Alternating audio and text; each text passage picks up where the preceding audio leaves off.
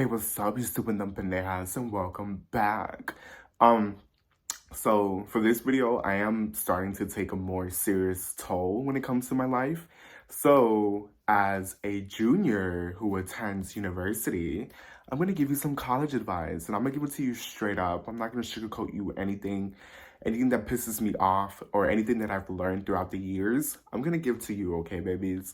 Also, not to mention, I am shooting in cinematic mode to see how this would turn out on YouTube. So yeah, but it is a pain in the ass to try and edit it on iMovie, but we'll see how that goes, okay, babies? So what's up? My name is Paul. If you haven't already, just like, comment, and subscribe. If you're curious, my current major is communications, concentration, and mass media, which is what I recently switched to, and it's something that I am more so like trying to be serious with, because this is the third time I have changed my major. 3 to 4 times, I suppose, and that's okay. You know, if you want to change your major, go ahead, because I'm going to give you 11 bullet points of college advice that I'm going to give to you if you're either a freshman or you're already in college, but you know, you still don't know everything about college. So yeah, I forgot to add one more thing on here. So we're going to make it 12, okay? So the first thing I'm going to start with is for the freshmen. And this is from my experience. My experience is that it is best to start off with community college. And let me tell you something, because this is what I experienced when I was in high school. A lot of people are embarrassed to go to community college. Why? You're saving money. Community college is basically free if you're on financial aid and you know how to sign up for classes and all of that. Not to mention, you can also get a full ride scholarship to community college. There's nothing embarrassing about that. You're saving money for the future. You can either be in debt or you can start saving money. That's how I did. Even now that I am in university, I'm not spending any money whatsoever. It's all covered by my financial aid and scholarships that I apply to. Don't be embarrassed by it. Just do it. It does not matter. Okay? The second one is, this is not high school. Okay? Let me repeat that again. College is not high school. Because every time I see freshmen, they still act like high schoolers. And you know, that's okay, because you know, you're adjusting to the college life. But over time, you need to let that mentality go, okay? We're all adults. We all go to college. It's time to, how you say, stop relying on others and just focus on yourself. Because when I came out of high school, those friends that I had in high school, where they at now, right? It's just part of adulthood. You know, we all become busy. We all go separate ways, and that's okay. But there are some people that I have witnessed that still act like high schoolers, even though they're grown-ass adults. And for what? Like, we're just going to school, and we're getting something out of it. And you're telling me you still have that same mentality? And it just irritates me, because like, I've been in 3 different majors and I've been in 3 different work fields. So it's like, the fact that some people still don't have that level of professionalism is kind of sad. And don't get me wrong, like, I have my immature, fun, stupid moments, but it's like, you need to know when to balance yourself with the real world, okay? So just make sure you're doing all your work. It's imperative that you do your work if you want to succeed in college. If you don't, guess what? You're not going to succeed. And don't ever settle for less. Always aim for the highest grades, just so that whatever program that you're going to get into can see that you're actually doing your best in school. Okay? Like, that's for, like, when I was majoring in dental assisting, all of my general education classes were all A's and B's. I never settled for C's until I switched over to university, because then I realized that getting C's were just as good. And I took statistics in university, taken in community college, because in university, it was low-key hard for me. Like, I couldn't cheat, none of that. So it was actually work for me.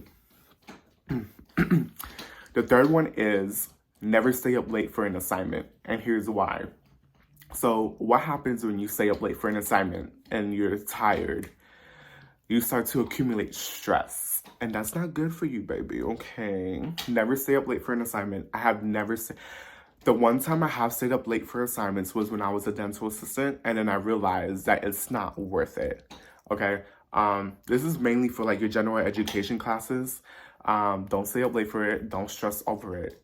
So you need to have time management skills so that you're not staying up late and risking your sleep, so that you're able to finish your assignments on like in time.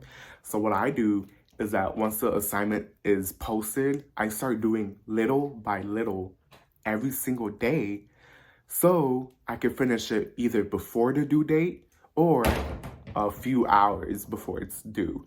So I don't like submitting assignments on the day of. I always like to submit things early, and thankfully, because since I was in dental assistant school, they taught me not to procrastinate. So I still take that with me everywhere I go, because realistically speaking, you have time to do your work. Even if you say you don't have time because you're busy with everything, you will always find time to do your work, okay? So stop procrastinating. Let that mentality go. That stays in high school. You're not keeping that to you in college. Like, this is serious, okay, baby? This is your future. You don't want to end up being like, you know? The fourth one is you should invest in either a whiteboard or a chalkboard.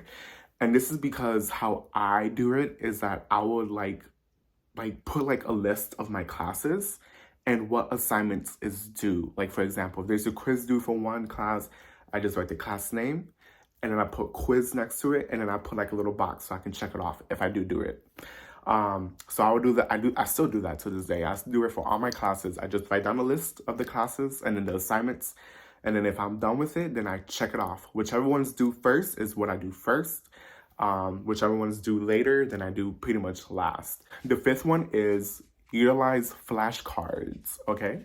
If you need to study, the best way that I have used to study is using flashcards, just because, you know, like you can just put the name in the front, and in the back of it, you know, you can just put a definition. And that always helped me out, especially writing with red ink. Excuse me. So red ink, from what I've heard, can actually enable your brain to start memorizing things just because it's in red ink. And that has actually helped me, especially when it came to anatomy and physiology. That has helped me out a lot. Like, like writing cards with red ink, hell yeah. So just start adapting to new study methods for you, because just reading out of the book is not really gonna help you. I always found it more beneficial for me to actually read and then write things down, like take notes. So yeah.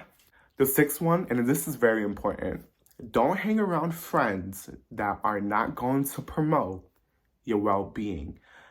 This can also be for your future career as well. Personally, like I said, for me, I have changed my major 3 times. I've made friends within my majors that I still talk to this day. And that's only because, you know, they're doing their things in life. I'm still not, okay, because I'm indecisive. But I'm more so talking about the people that you had in the past, and they're pretty much not doing anything. I'm not saying to just like drop them and leave them. I'm saying that if they're negative and then you're trying to do something in school and they're not pretty much like promoting you or benefiting you, then it's okay to drop them, okay? Because in this world, I've realized that friends are not everything. Some of them are, which some of them can help you acquire success and growth.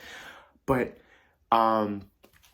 you know, I just realized that it's more so important for me to just keep my own and just succeed on my own. 7th tip is never change for anybody. So it's okay to be lonely. And don't get me wrong, like after I graduated high school, like I said, those friends, where they at? You know, I was pretty much lonely. And you know, it's okay to be lonely. I pretty much just went to school and then came back home. And then this is when I started like being more intrigued in fitness, as in occupying my time with work, fitness, sometimes family. But you know, at the end of the day, it's like you really don't need to change for anybody. Like if someone is coming into your life and you're changing yourself, then that's not a good sign. Unless if you're changing yourself for your own better, then yeah, that's fine. But realistically speaking, it's okay to be lonely. No one's gonna judge you if you're lonely. Even if you're lonely, who's gonna judge you, right? So it shouldn't matter what other people have to say because we're all adults at the end of the day. And, we're all trying to acquire a degree. The 8th one is relationships. Do you need it? Well, if you have a relationship now, and, if you're able to maintain that relationship while you're in school, work, and all of that, then good for you. Personally, I cannot do that. I always prioritize my schoolwork above everything else just because it's my career, my future career, So you don't need relationships. And honestly, I get you. Sometimes you feel lonely. Sometimes I feel lonely. But it's not a necessity. It's more of a want. There's a difference between needing something and wanting something. You don't need a relationship until probably you're older. Okay. The 9th tip is it's okay to change your major.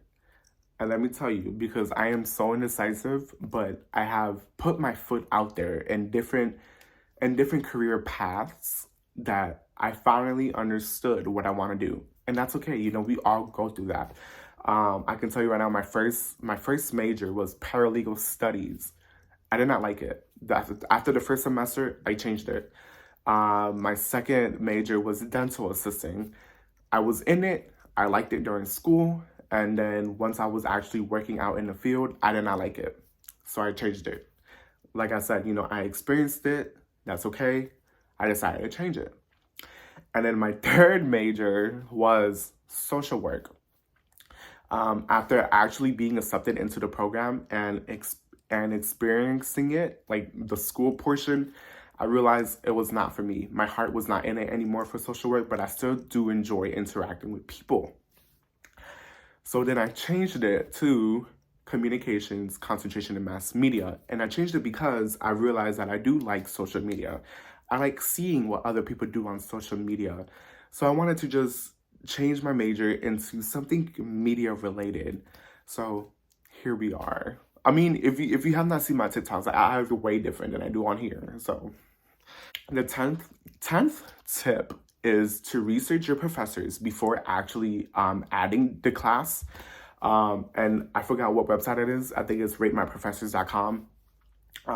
But always look at that, put in your school information and put in the professor name, and it should pop up and it should give them like a rating of like how many stars this professor has.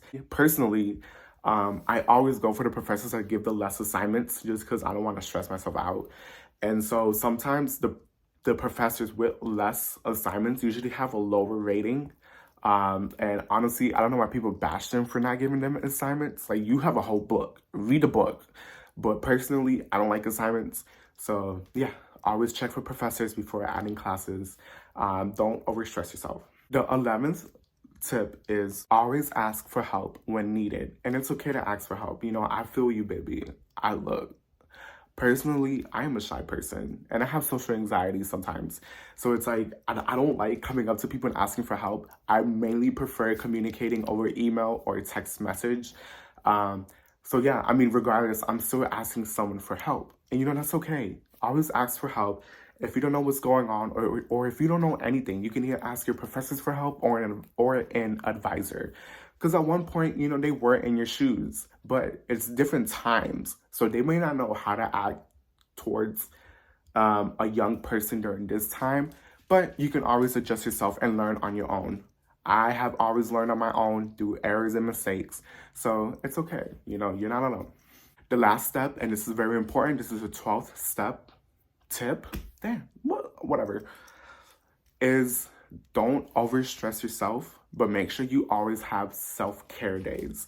Like, for example, like if I'm having school workload, I will always finish my work so that at least one day out of the week, I have a day for myself, as in like I can just be lazy, catch up on TV shows. I can take a bubble bath. Bubble baths always have helped me out. That's one way of de-stressing myself. But yeah, I just pretty much catch up with my personal social life. So yeah, but I always make time throughout every day to at least to go on social media and de-stress myself. It's okay to take breaks throughout the day. You know, if you need a break, take that break. Don't overwhelm yourself. But other than that, that was pretty much it. I told you I wasn't going to sugarcoat anything. I didn't feel like sugarcoating anything because honestly, it's just how college is. But other than that, if you found this useful and if you want to learn other things from me, just go ahead and ask. But other than that, you know, I hope you have a nice, wonderful, nice night, day, evening, whatever it is. And I'll see you on the next one. Bye-bye.